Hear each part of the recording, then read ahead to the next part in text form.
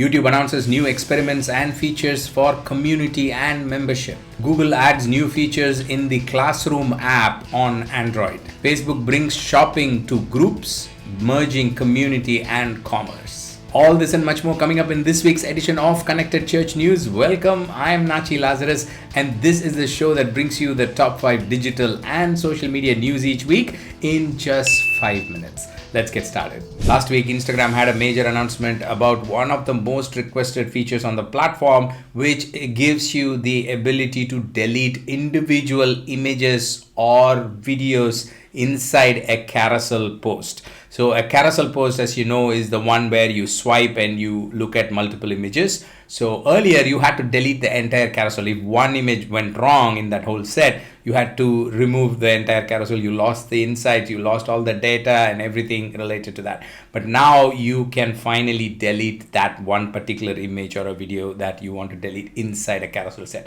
I know it seems like a feature that should have been there in the first place, but at least Instagram has brought that now, and the chief of Instagram created a video and uploaded it last week making this announcement.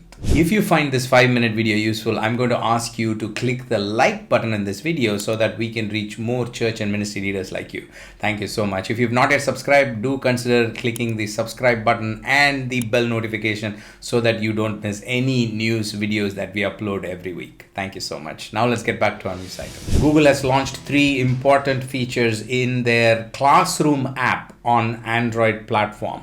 Classroom is one of the most useful education related apps from Google. I know many nonprofit ministries already use it. So this news is for you. The first feature that they talked about is the offline mode. So you may have students in parts of the world where they do not have access to internet all the time. And as students, you don't expect them to have internet access all the time. So now what they can do is, while they have internet, they can download the assignments and other learning material offline and make it available on their device so that they can access it when they're on the move or when they're in a situation where they don't have internet access. Could be quite useful, especially in developing nations. The second option is the ability for the students to scan handwritten assignments, for example. They can basically scan anything, but especially useful if they're trying to submit a handwritten assignment. They can use it like a scanning app where they can scan multiple pages, combine it into a single document and submit it. And the third is more for teachers, where teachers have new features that they can now access for grading inside Classroom app on Android. Last week, Meta, Facebook's parent company, made an announcement about the shopping features that they are bringing to Facebook groups.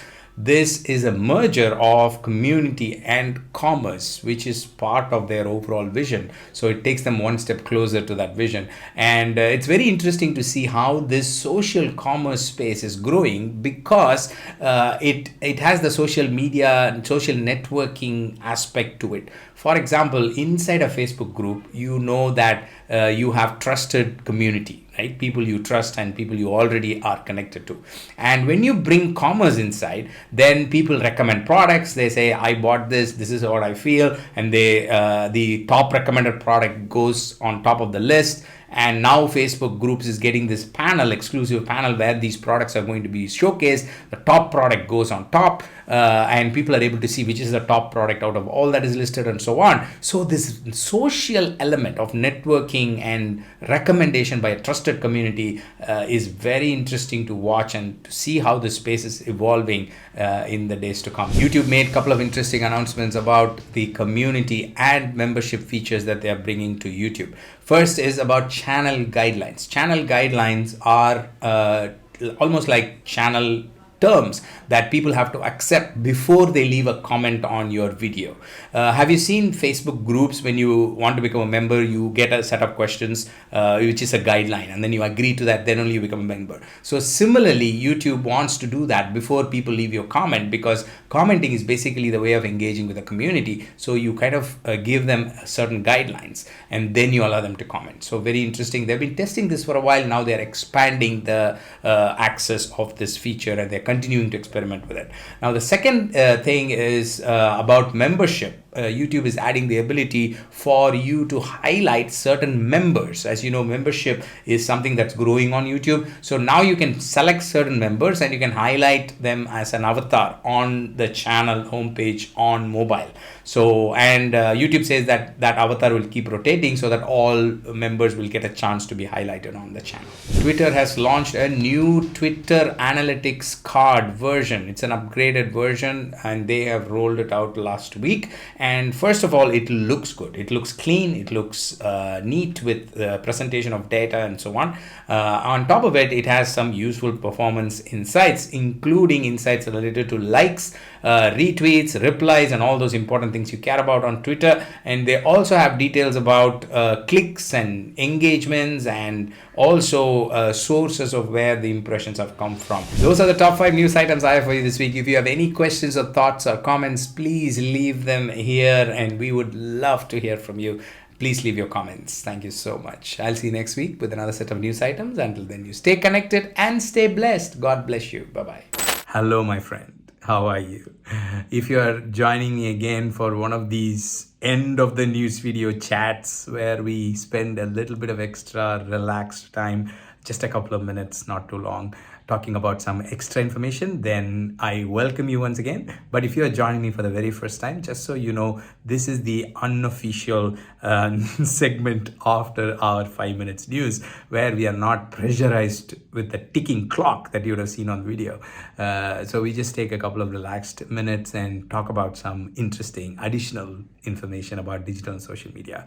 Sometimes we talk about personal things, but today I have 2 important things. So no personal news, 2 important, interesting aspects of the digital space from last week news. One is about Facebook announcing this new gloves that they are developing for the VR space. So Facebook Reality Labs is saying that they have developed this gloves that lets you touch things and feel things like pressure and other things inside virtual reality. Imagine that. Right? You wear your virtual reality goggles, you go inside metaverse and you start touching like elements. Like for example, if there's something on the table in the virtual world, okay? And you touch it, you can actually feel the pressure of the thing and you can have that experience inside the metaverse. So it's very interesting. Mark Zuckerberg actually released an image about it that he was enjoying it, and then Facebook had this official article released. So I will link to it in the description section. Do have a look.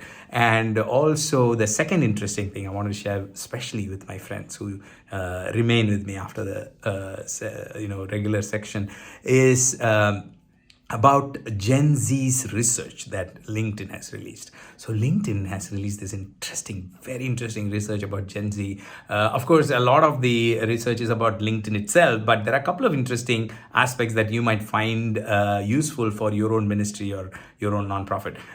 One is, it says 71% of Gen Z, this is people who are born till 2012, okay? So they were actually born along with the internet.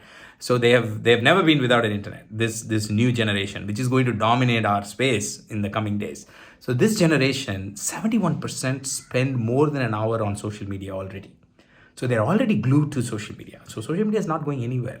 So it's a very interesting statistics that I wanted to share with you.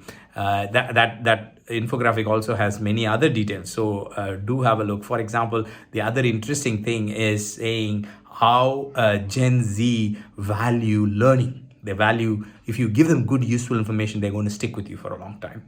So all these kind of information is there in the infographics, so do have a look. It was so nice chatting with you. Thank you so much for taking the few extra minutes with me. I really appreciate you.